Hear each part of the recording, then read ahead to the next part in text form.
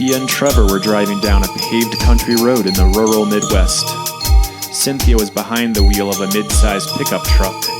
The landscape was green and rolling. The sun was bright and it was warm. There was a solid double yellow line painted on the asphalt that looked reasonably new. A short time ago, several motorcycles had passed them. They hadn't thought much of it.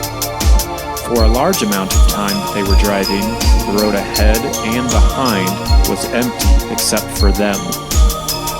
Trevor had been looking at a printed map, and though he was sure they were on the right road going the right direction, he was uncertain as to where their next turn would be to get to their destination. He mentioned something about it to Cynthia while adjusting the map from directly in front of his view to slightly left and tilted, as if to justify his inability to find the next turn.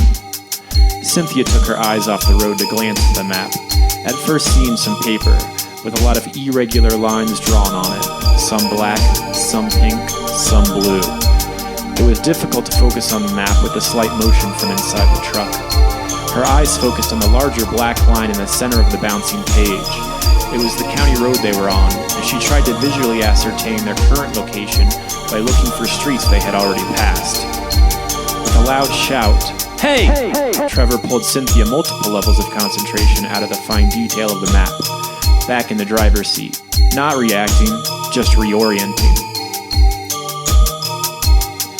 The truck had drifted left of center about half the width of the vehicle, and the front wheel of the truck was touching the back wheel of one of the motorcycles that had passed them earlier. Instinctively, Cynthia locked her hands on the wheel to maintain a straight path, and she took her right foot away from the gas. The motorcyclists had been jolted from a slight right-leaning position to a dramatic, unbalanced left-leaning position, but managed to regain control, then accelerated to avoid danger, and eventually steered ahead, then back into the right lane. Now that there was space between them and the motorcycle, Cynthia slowly pulled back into the right lane and replaced her foot on the gas, but at a much slower speed. Trevor barked with impunity. "What are you doing? You could have killed that guy." Cynthia knew he was right, and was still inside herself a little too much to give a response. The image of the truck shaking slightly and the bike getting jolted violently was replaying in her mind, and if the biker had been hit harder and fell under the truck, she didn't want to think about that. She scanned the road ahead. The biker by now was out of sight, and the first place she saw to pull over, stop the truck, get out, take a break and breathe, she was going to.